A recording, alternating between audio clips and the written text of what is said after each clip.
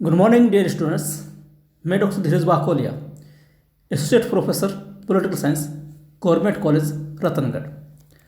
अपन चल रहे हैं केंद्र राज्य संबंध, और केंद्र राज्य संबंधों में इससे पहले जो वीडियो आए थे उन्हें अपन केंद्र राज्य विधायी संबंध और केंद्र राज्य प्रशासनिक संबंध इनकी चर्चा कर चुके हैं। विधायी संबंधों के बारे में चर्चा करते हुए अपनी बात की थी कि भारतीय संविधान में जो सूची प्रणाली का सिस्टम अपनाया गया है, जिसमें 3 सूचियाँ क्रम से संघ सूची, राज्य सूची और संवर्ती सूची, इनका प्रावधान किया गया। और इन तीनों सूचियों में इस प्रकार के विषय रखे हैं जिन पर दोनों सरकारें कानून बना सकती हैं। जैसे संघ सूची पर संघ सरकार कानून बनाएगी, राज्य सूची पर राज्य सरकारें कानून बनाएगी, और जो संवर्ती सूची है उनके ऊपर दोनों सरकारें कानून का निर्माण कर सकती हैं। संवर्ती सूची के बारे में एक तथ्य यह भी है कि यदि दोनों सरकारों के कानूनों के बीच में विवाद की स्थिति उत्पन्न हो जाए तब केंद्र का कानून मान्य होता है और राज्य का कानून अप्रभावी माना जाता है। दूसरा जो केंद्र राज्य संबंध है जिसके बारे में मैं चर्चा करते हुए बात की थी, वह प्रशासनिक संबंध। चूंकि जो कानून विधायिका या विधानमंडल के द्वारा बनाए जाते हैं, जैसे कि केंद्र में संघीय संसद और राज्य में राज्य विधानमंडल, इन कानूनों को लागू करने की जिम्मेदारी कार्यपालिका पर होती है और कार्यपालिका अपने प्रशासनिक विभागों के अंतर्गत इन कानूनों को लागू करती है, चाहे विधायी संबंध हो चाहे प्रशासनिक संबंध। चूंकि दोनों सरकारों का क्षेत्राधिकार निश्चित है, संविधान स्पष्ट रूप से घोषणा भी करता है कि केंद्र सरकार किन विषयों पर कानून बनाएगी और कहाँ तक लागू करेगी। ठीक उसी प्रकार से राज्य सरकारें भी किन विषयों पर कानून का निर्माण करती है और कैसे उनको लागू किया जाएगा, इनके बारे में स्पष्ट प्रावधान हमारे संविधान में दिए गए। सबसे अहम जो संबंध है इन दोनों के बीच में, केंद्र राज्यों के बीच में, वो है वित्तीय संबंध। वित्त काफी पेचीदा मामला होता है और संविधान स्पष्ट रूप से दोनों सरकारों के बीच में वित्तीय व्यवस्था का निर्धारण करता है कि किन विषयों के ऊपर केंद्र सरकार कर लगाएगी, किन विषयों के ऊपर राज्य सरकारें कर लगाएगी, कैसे उन करों का संग्रहण होगा, कैसे उनका विनियोजन होगा। विनियोजन का मतलब उनके ऊपर नियम बनाकर उन पैसों का या उस आय का निस्तारण करना, खर्च करना। स्पष्ट रूप से हमारा संविधान ये कहता है कि ये वे विषय हैं, अभी अपन बात करेंगे इस पर, कि ये वो विषय हैं जिन पर केंद्र सरकार कर लगाएगी, केंद्र सरकार संग्रहित करेगी, केंद्र सरकार विनियोजित करेगी, यानी कि वो खुद काम में लेगी। साथ ही साथ ये भी है कि केंद्र सरकार कर लगाएगी, केंद्र सरकार ही संग्रहित करेगी, लेकिन राज्यों को बांट देगी आधी आधी। अपन अभी इस पर जब आगे बढ़ेंगे हर चीज़ पर विस्तार से चर्चा करेंगे। केंद्र राज्य संबंधों का निर्धारण संविधान के अनुसार ही होता है। संविधान में जो प्रावधान किए गए हैं कि अनुच्छेद 268, 269, 270, ये अनुच्छेद वास्तव में वित्तीय संबंधों को निर्धारण करते हैं। हमारी जो संविधान की अनुसूची 7 है, उस अनुसूची में केंद्र सरकार के द्वारा लगाए जाने वाले कर और साथ ही साथ राज्य सरकारों के द्वारा लगाए जाने वाले करों की सूची भी दी गई है। स्पष्ट रूप से यह भी गिनाया गया है कि कौन सी सरकार किस प्रकार से कर लगाएगी, किस प्रकार से संग्रहित करेगी, किस प्रकार से उनका बंटवारा किया जाएगा। अपन इन्हीं के ऊपर आज चर्चा करेंगे। केंद्र राज्य वित्तीय संबंधों की सबसे पहली विशेषता है कर निर्धारण शक्ति का वितरण और करों से प्राप्त आय का विभाजन। यानी कि कर निर्धारण की शक्ति दोनों सरकारों के पास वितरित की गई है, केंद्र के पास और राज्यों के पास। और जो करों से प्राप्त आय होगी उसका विभाजन किस प्रकार से किया जाएगा। इन वित्तीय प्रावधानों की दो विशेषताएं हैं। संघ तथा राज्यों के मध्य कर निर्धारण की शक्ति का पूर्ण विभाजन, यानी कि संघ और राज्य के बीच में स्पष्ट रूप से विभाजन किया गया है कि यहां तक दोनों सरकारें कार्य करेगी, यहां पर केंद्र सरकार के करों की स्थिति लागू होती है और यहां पर इन विषयों पर राज्य सरकारों की। और दूसरी विशेषता है करों से प्राप्त आय का बंटवारा, यानी जो भी आय होगी केंद्र सरकार की उसका बंटवारा किस प्रकार से होगा, कौन सी आय, किन करों से प्राप्त आय केंद्र अपने पास रखेगी, किन करों से प्राप्त आय केंद्र राज्यों को बांट देगी, आदि आदि ये बातें हमारे संविधान में लिखी गई है। जैसे संघ के जो राजस्व स्रोत है, यानी जिनके ऊपर संघ सरकार कानूनन कर लगा सकती है, करों का संग्रहण कर सकती है, उनमें मोटे तौर पर है, मैं केवल कुछ करों की अभी बात कर रहा हूँ, हालांकि इसमें स्पष्ट रूप से मैं बताऊंगा भी कि कौन से कर केंद्र के कौन से राज्य के। संघ के राजस्व स्रोत है मोटे मोटे रूप में निगम कर, सीमा शुल्क, निर्यात शुल्क, कृषि भूमि को छोड़कर अन्य संपत्ति पर संपदा शुल्क, विदेशी ऋण, रेल, रिजर्व बैंक, शेयर बाजार। ये वो विषय हैं जिनके ऊपर केंद्र सरकार कर का निर्धारण करती है। हर बार बजट और इसके अलावा समय समय पर वो ये तय करती है कि इन विषयों पर कर कितना प्रतिशत देय होगा, इसमें कमी भी और बढ़ोतरी भी केंद्र सरकार के द्वारा किया जा सकता है। जहां तक बात राज्यों के राजस्व स्रोत की है, राज्य सरकार प्रति व्यक्ति कर, कृषि भूमि पर संपदा शुल्क, भूमि और भवनों पर कर, पशुओं तथा नौकाओं पर कर, बिजली के उपभोग तथा विक्रय पर कर और वाहनों पर चुंगी कर। इसमें मैं आपको बतला दूं कि जो वाहनों पर चुंगी कर की व्यवस्था थी, प्राय राज्य सरकारें उनको समाप्त कर चुकी हैं। ये जो कर दिए गए हैं इनका निर्धारण राज्य सरकारें करती हैं और इनमें वो कमी भी कर सकती है, बढ़ोतरी भी कर सकती है, ये राज्य सरकार के ऊपर निर्भर करता है। अनुच्छेद 267 विशेष प्रावधान करता है, इसमें कहा गया है संघ द्वारा आरोपित, यानी कि संघ कर लगाएगा, तथा संग्रहित, यानी कि करों का संग्रहण केंद्र ही करेगा, तथा विनियोजित किए जाने वाले कर, यानी कि इनका उपयोग भी केंद्र ही करेगा। अनुच्छेद 268 में जो कर लगाए जाते हैं उनका राज्यों के साथ बंटवारा नहीं किया जाता। इनमें है बिल, विनिमयों, प्रोमिसरी नोटों, हुंडी, चेक आदि पर मुद्रांक शुल्क, श्रृंगार की चीजों पर कर तथा उत्पादन शुल्क। ये वो कर है जिनको तय करने का अधिकार संघ सरकार को, लगाने का अधिकार संघ सरकार को, संग्रहित करने का अधिकार संघ सरकार को और उनका उपयोग में लाना संघ सरकार को, यानी सब कुछ संघ सरकार पर निर्भर। अनुच्छेद 268। लेकिन अनुच्छेद 269 में कुछ अलग व्यवस्थाएं हैं।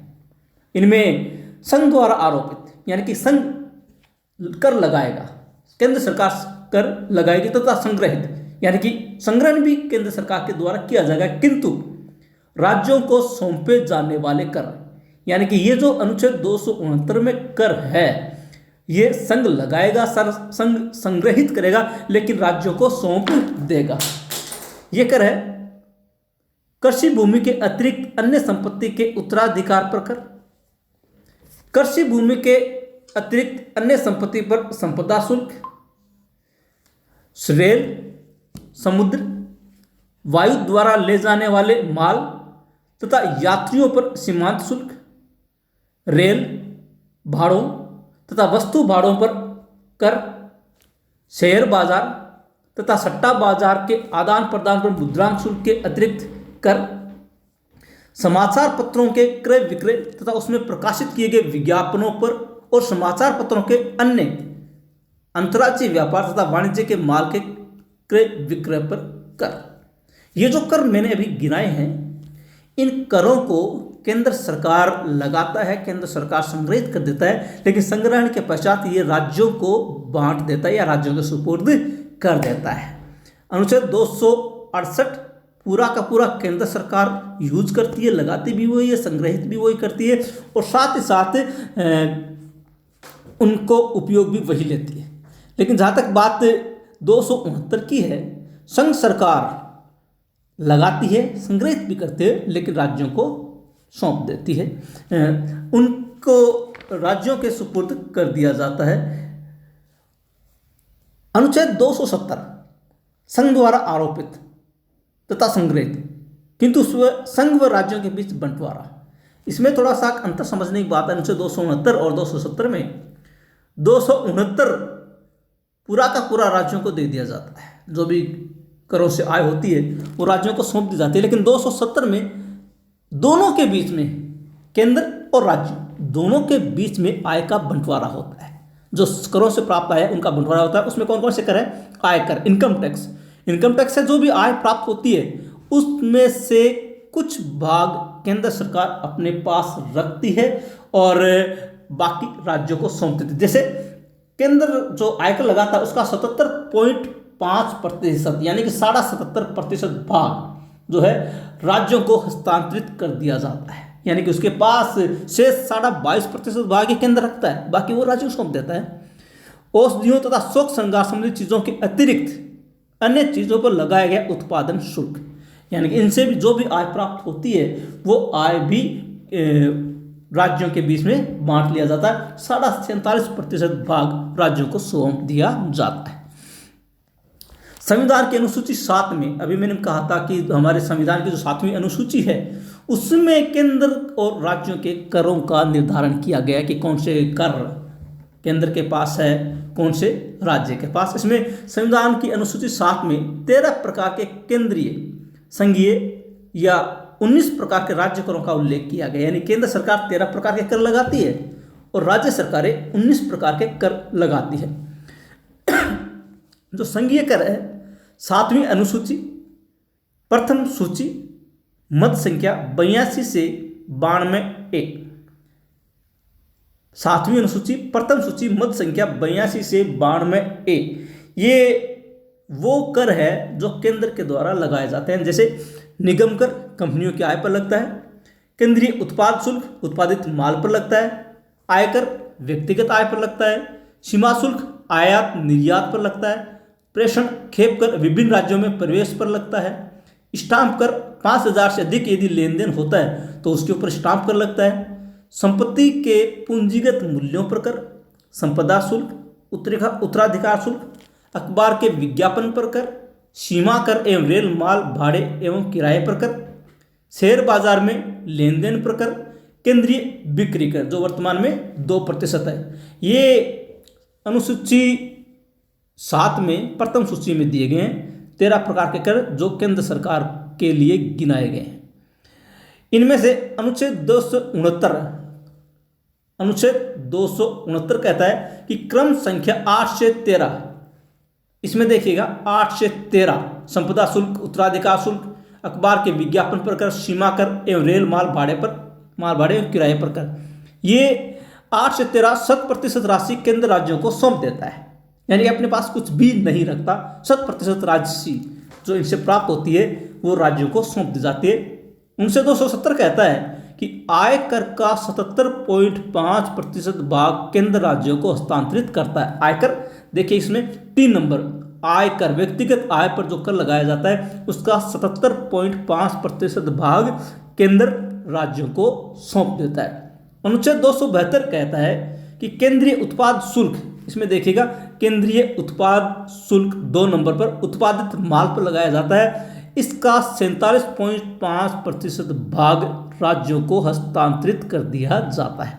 यानी केंद्र शेष जो 52.5% भाग अपने पास रखता है और 47.5% भाग राज्यों को हस्तांतरित कर देता है। इसका मतलब क्रम संख्या 2 व 3, 2 है केंद्रीय उत्पाद शुल्क और 3 है आयकर।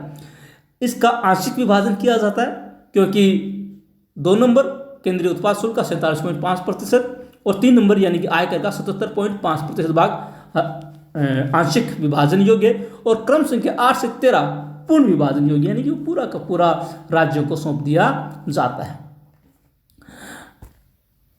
राज्य जो कर है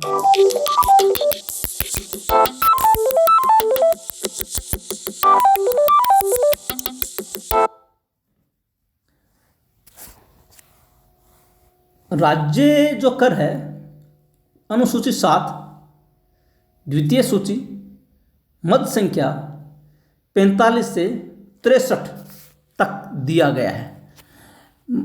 राज्य कर अनुसूची 7 द्वितीय सूची मत संख्या 45 से 63, इनमें भू राजस्व, कृषि की आय पर कर, कृषि भूमि पर उत्तराधिकार शुल्क, कृषि भूमि पर संपदा शुल्क, भूमि एवं भवन कर, खनिजों पर रॉयल्टी, आबकारी शुल्क, प्रवेश कर, विद्युत कर, मार्ग कर, अखबार के अलावा अन्य विज्ञापन पर कर, राज्य बिक्री कर, वाहन कर, स्थानीय मार्गों पर कर, व्यवसाय एवं पैसे पर कर, प्रति व्यक्ति आय के अनुसार कर, पशुओं और नावों पर कर, स्टाम्प ड्यूटी और मनोरंजन कर।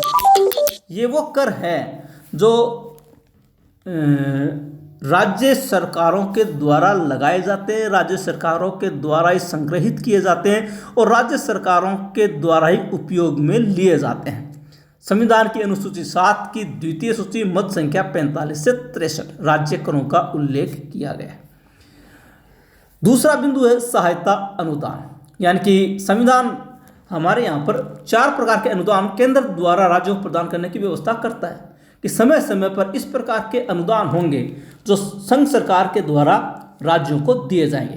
ये जो अनुदान है ये भारत की संचित निधि से राज्यों को प्रदान किए जाते हैं, यानी कि भारत की संचित निधि में जो धन सुरक्षित रहता है जिसका उपयोग केंद्र सरकार के द्वारा किया जाता है, उसी में से 4 प्रकार के अनुदान केंद्र द्वारा राज्यों को प्रदान किए जाते हैं। कौन कौन से?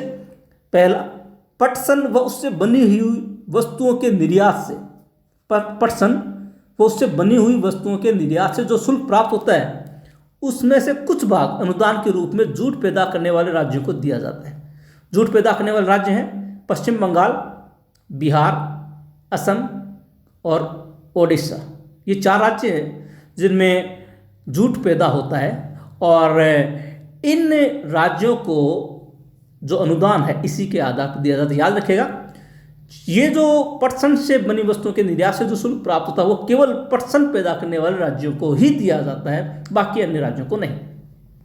दूसरा, सहायता अनुदान उस परिस्थिति में दिया जाता है जब किसी इलाके में, भारत के पूरे इलाके में, क्षेत्राधिकार में कहीं पर बाढ़, भूकंप या सूखाग्रस्त क्षेत्र हो तो वहाँ पर जो पीड़ित जनता है उसकी सहायता के लिए संबंधित राज्य सरकार को अनुदान दिया जाता है। जैसे अभी पिछले साल केरल में और इस साल असम में जो बाढ़ की स्थिति पैदा हुई थी, उन स्थिति से निपटने के लिए केंद्र सरकार ने भारत की संचित निधि से इन राज्यों को सहायता अनुदान प्रदान किया था। कई बार भूकंप से भी काफ़ी जान माल का नुकसान हो जाता है, तो उससे बचने के लिए भी केंद्र सरकार संबंधित राज्यों को वापस पुनर्संरचना के लिए अनुदान प्रदान करती है। कुछ इलाकों में अगर सूखा पड़ जाए, अकाल की स्थिति पैदा हो जाए और ऐसी स्थिति में राज्य सरकारों को सहायता अनुदान के माध्यम से वहाँ की जनता को राहत पहुँचाने का कार्य केंद्र सरकार के द्वारा किया जाता है।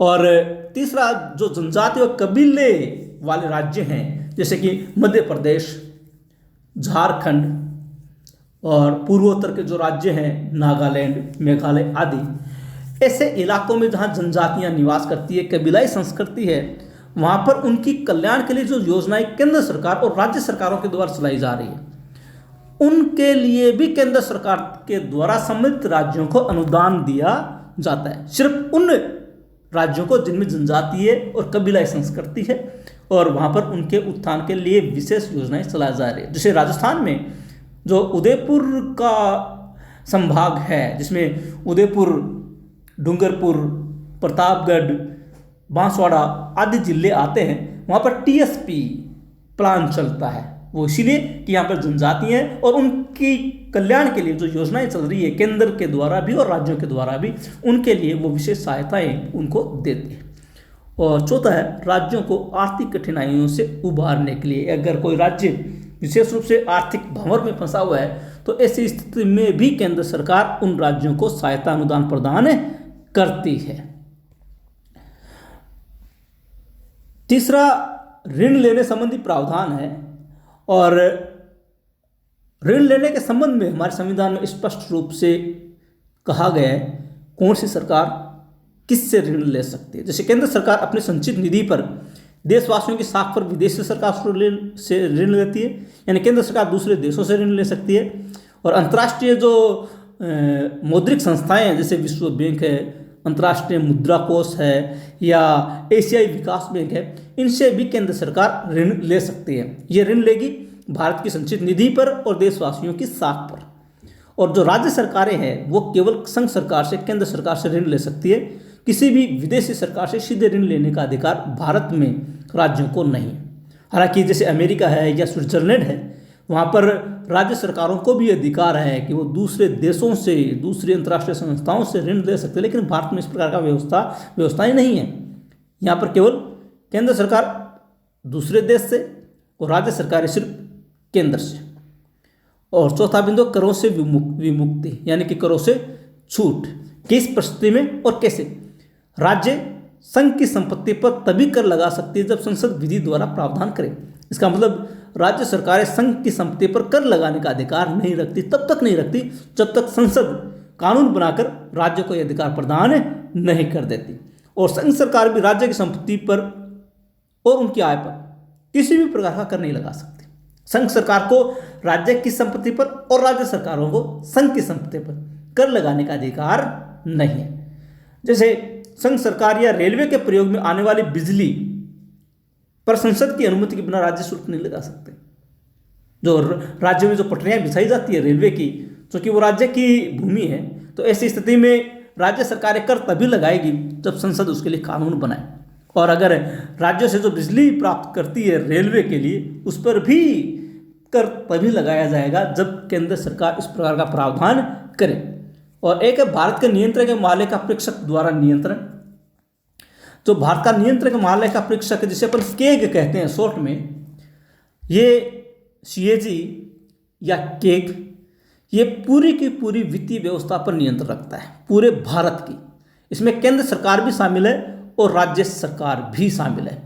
नियंत्रक यानी कि ये कंट्रोलर है, नियंत्रण रखता है, और महालेखा परीक्षक यानी कि उसका ऑडिट भी करता है।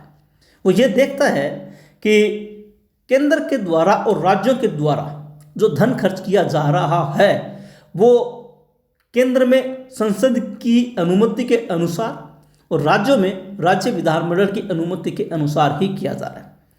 जैसे भारत सरकार और प्रत्येक राज्य सरकारें प्रतिवर्ष बजट प्रस्तुत करती है।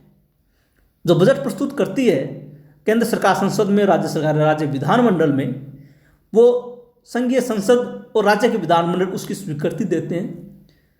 स्वीकृति में यह तय होता है कि किस चीज़ पर कितना धन खर्च किया जाएगा, कितने धन की अनुमति केंद्र में संसद ने और राज्य में राज्य विधानमंडल ने प्रदान की है।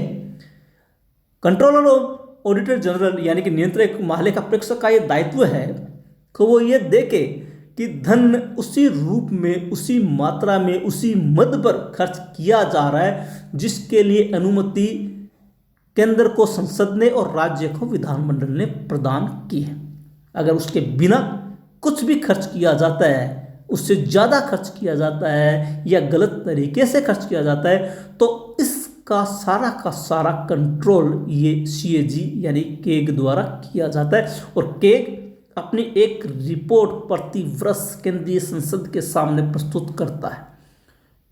केंद्रीय संसद उसके ऊपर चर्चा करती है और उसके अनुसार अगर वे सही नहीं हुआ है तब सरकार के द्वारा कार्यवाही भी की जा सकती है। केग के माध्यम से ही संसद राज्यों की आय पर नियंत्रण रखती है, यानी कि राज्य जो कर लगा रहे हैं, करों का संग्रहण कर रहे हैं, करों का विनियोजन कर रहे हैं, वो उसको किस प्रकार से किया जा रहा है, सही है या नहीं है, ये भी जो संसद है वो केग के माध्यम से ही नियंत्रण रखती है।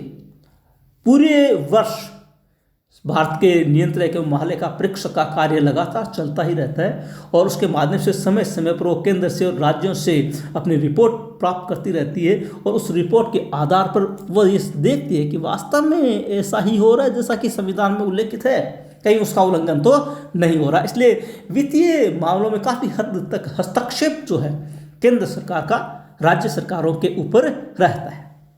और एक जो व्यवस्था हमारे संविधान में की है वित्तीय संबंधों के मामले में केंद्र और राज्यों के बीच में, वो है वित्तीय संकट काल। आर्थिक संकट कहते हैं अनुच्छेद 360। वित्तीय संकट काल की घोषणा की स्थिति में किस प्रकार से व्यवस्था की जाएगी, इस प्रकार का निर्धारण करता है। जब वित्तीय संकट के समय राज्यों की आय सीमा जो राज्य सूची में उल्लेखित कर है वहीं तक होगी। यहाँ की जो अभी अपन ने बात की थी अनुच्छेद 268, 269, 270 कि केंद्र सरकार कर लगाता है, केंद्र सरकार संग्रहित करता है, राज्यों को बांट देता है या राज्यों को पूरा सौंप देता है। उस समय जब केंद्र में मेरा मतलब जब संकट काल वित्तीय संकट काल लागू हो तो केंद्र के द्वारा राज्यों को जो आय की राशि प्रदान की जाती है वो समाप्त हो जाती है। राज्य सिर्फ उन्हीं पैसों का उपयोग करेंगे, उसी धन का उपयोग कर पाएंगे जो राज्यों के द्वारा करों के रूप में लगाया गया है, जो संग्रहित किया गया, यानी कि राज्यों की अपनी जो आय है वही वो काम में ले सकेंगे। केंद्र द्वारा उनको किसी भी प्रकार के करों से प्राप्त धन प्रदान नहीं किया जाता, न ही आयकर आदि से प्राप्त धन का बंटवारा किया जाता है। सारा का सारा कर जो केंद्र ने लगाए हैं वो उस समय केंद्र सरकार ही उपयोग में लेती है, यानी कि राज्यों के जो राजस्व रेवेन्यू की सोर्स है, जो आय के साधन है, वो केंद्र से जो प्राप्त होता है वो समाप्त हो जाता है।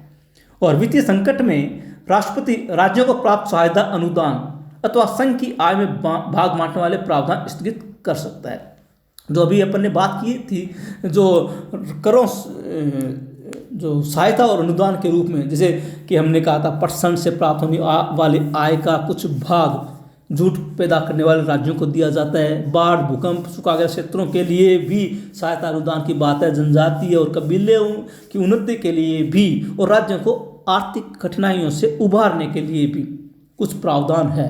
तो वो उस परिस्थिति में वो चीज़ें समाप्त हो सकती है, स्थगित की जा सकती है। ये सब कुछ भारतीय राष्ट्रपति के ऊपर निर्भर करता है कि वो उस समय क्या प्रावधान करते हैं। तो इस प्रकार से केंद्र और राज्यों के बीच में ये कुछ ऐसे बिंदु हैं, 6 बिंदु, तो ये तय करते हैं कि आय का या वित्तीय मामलों का निर्धारण कैसे होता है।